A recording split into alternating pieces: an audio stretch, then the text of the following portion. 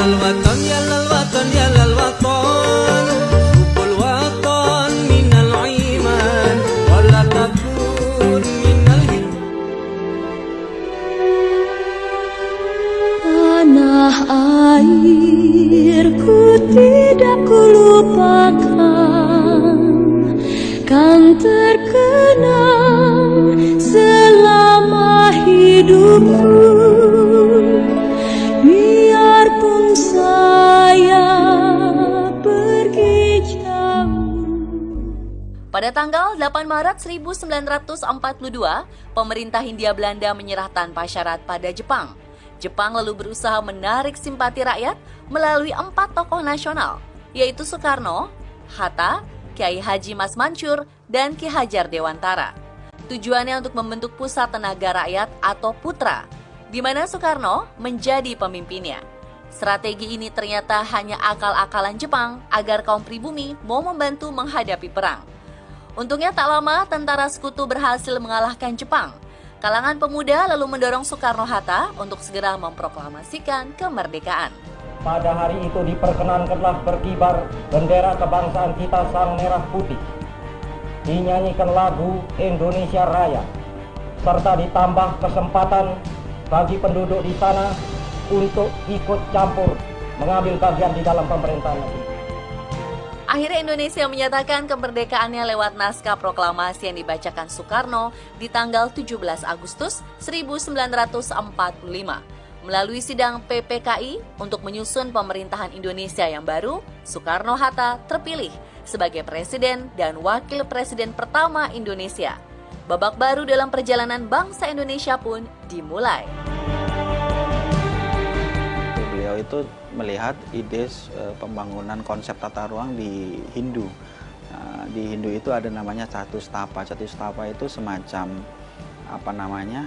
pembagian ruang berdasarkan satu struktur tersendiri gitu ya. Jadi konsep ini sebenarnya sangat erat sekali kaitannya dengan Trihita-karna, konsep 3 hubungan manusia dengan pertama hubungan manusia dengan Sang Pencipta, kemudian hubungan manusia sesama manusia, dan hubungan manusia dengan alam.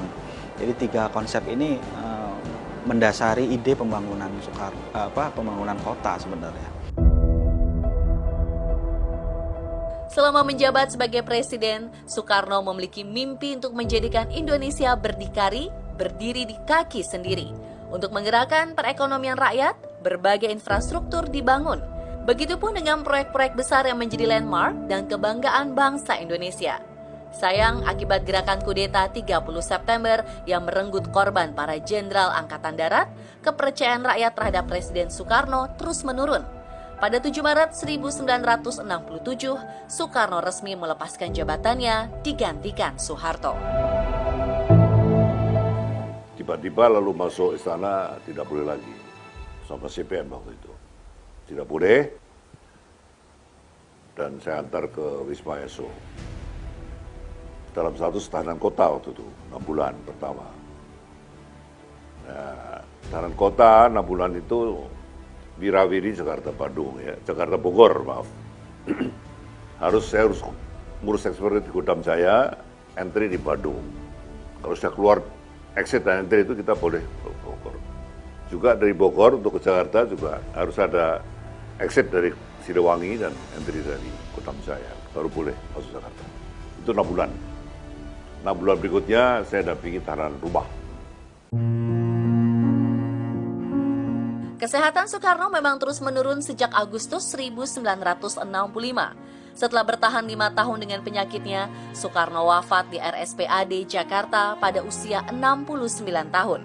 Jenazahnya lalu dibawa ke Wisma Yaso.